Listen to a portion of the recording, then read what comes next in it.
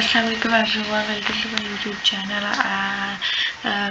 Bismillahirrahmanirrahim. Today our topic is Delhi Muslim Proposal 1927. So let's come to the background of it before starting that. So Khilafat movement, they were disobedient Gandhi and via Chora Chori incidents.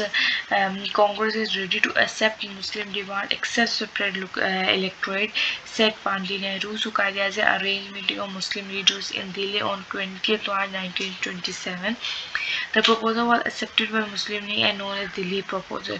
However, Muslim League was divided into two parts. The one Muslim League headed by the Quaid-e-Azam, second Muslim headed by the Shafi. At the end, Hindus first welcomed the proposal but later opposed. Some writer wrote that this gave Nehru Pandit to fight Muslims, which resulted in the division of Muslim League between Shafi members and Quaid-e-Azam members in 1928 during the Nehru report, and Nehru was successful in breaking the Muslim League. So what was the objective of Delhi Muslim proposal? The objectives of Delhi Muslim proposal was that Quaid-e-Azam reforms in Balochistan and WFP as well as status of province was approved to them. Number one third seat in central legislative of the Muslim population, where it is representative in Bengal and Punjab seats according to Muslim majority, and Sindh should separate from Mumbai. So there are four things cited in Delhi Muslim proposal. Objective is that reforms of Balochistan and Sindh and Sindh should be separate from Mumbai. One-third seats in central legislative, weightage in Punjab and Bengal should be according to the Muslim population. So let's come to the Simon Commission of 1927. The major recommendation of Simon Commission was that abolition of diarchy, which was introduced in Government of India Act, and introduced provincial autonomy, special power to Governor General of Federal Government, separation of Sindh would be examined, and diarchy in center. So in 1928, Nehru report was presented by the Motilal Nehru, the leader of Congress party. He gave report to British to fuel constitutional consensus among themselves. It is best reported in colonial history of the world because as no one has courage to give report, and because there is only one nation in India. There is not only one nation in India was represented in this report. Nehru report 1928 was memorandum to British under chairmanship of Nehru. The report is probably one of the most pioneers to counter charges that India could not. So Congress reject the Muslim proposal as one independence, so they show rigidity. As a political opponent, Congress was a blessing in disguise. It led to 14 points of Quaid-e-Azam. In 1928, there was a small division of Muslim League as Shafi and Quaid-e-Azam leaders separate. So Simon came to British India, and there was cold welcome of British Indians, and British Parliament shrank. So the Secretary of State ordered to came British Parliament, and he gave speech and challenged to came with demands to fulfill. And the challenge of Brickhen had in response to it, Nehru report came. Nehru report called for a general electoral with no separate electoral to ensure that minority or group would elect their own representative. And representative Muslim Central Assembly could be reduced from one-third to one-fourth. Reject the federal form of government in favor of unitary one. Division of power between center and provinces, but the residual power will be vested in center. So Nehru report was totally unacceptable to almost every Muslim group in subcontinent. Sir Aga Khan, Quaid-e-Azam Muhammad Ali Jinnah. Why the Muslim seats were representation has to reduced in the centralism? So Quaid-e-Azam Muhammad Ali Jinnah proposed amendments in the report but were rejected by Hindus.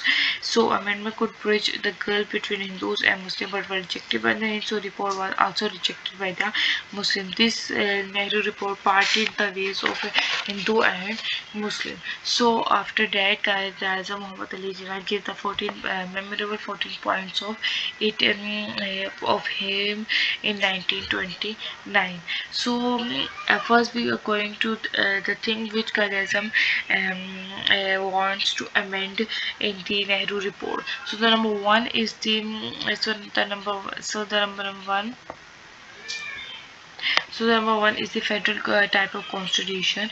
In the Nehru report was in the favor of unitary government and a federal government with residual powers vested in center.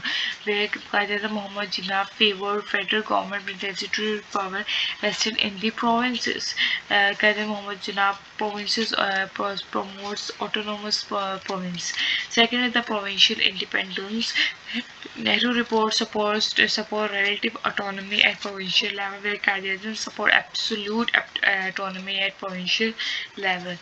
The third is the Nehru report support effective representation of minorities, where Quaid-e-Azam support there has to be equality representation between minorities and majorities. Number fourth is the Nehru report promotes that there is no link between religion and politics. No seat has to be fixed. Why Quaid-e-Azam was in the support that representation according to the population in provinces has to be vested. That is, if 57% Muslims in Punjab, then 57% seats has to be in assembly. Has to be in assembly. For example, the 33% seats of Muslims are 33% of seats of Muslims has to be in that, because Muslim population is not the minority population.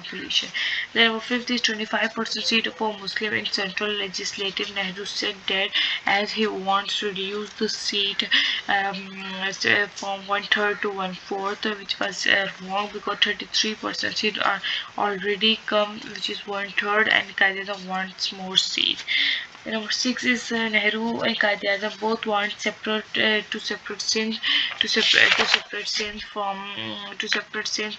Mumbai, but the intention of both was different, because Nehru wants to separate them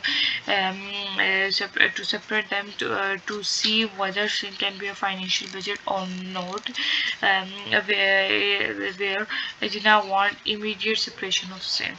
Number seven is the reform in NWFP and Balochistan.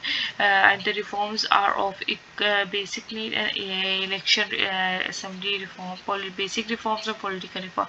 I don't think it has to why these reforms of in these provinces are different from the reforms when two provinces made in 1912, Bihar and Odisha.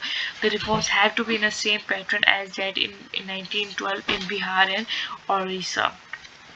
So these are the points which I mentioned, 7 points. These are the points which Khalida want to amend in the Nehru report.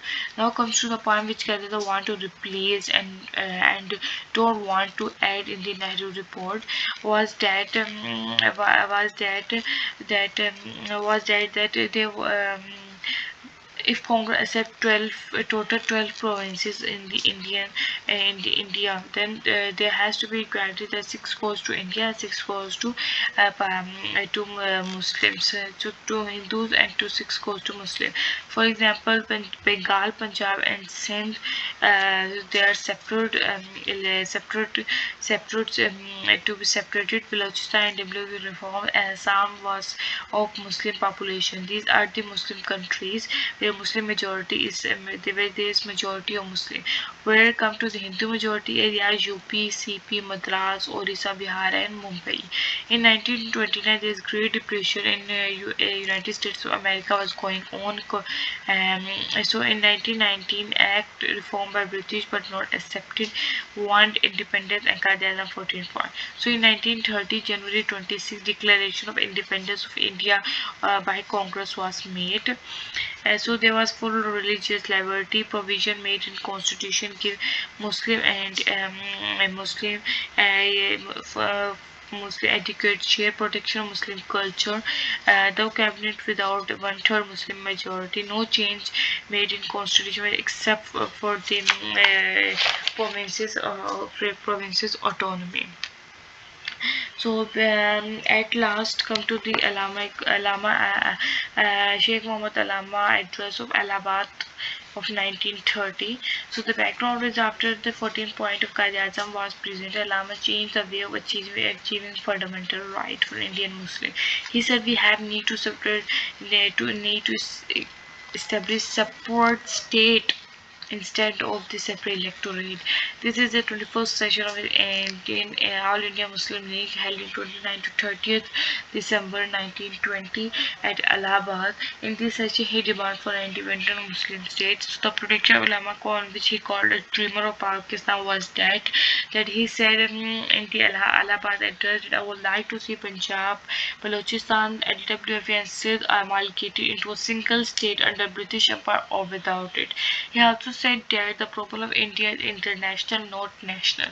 So Allahabad address of 1930 was distribution of territorial areas, land, which he presented in WFP, Balochistan, Punjab, are to be in one go. So self-governed Muslim Hindus in respective majority areas, roadmap for Muslim destiny and welfare to India. So this is all about the my today's lecture. If you like the video, please like, comment and subscribe my YouTube channel. Thank you very much for listening.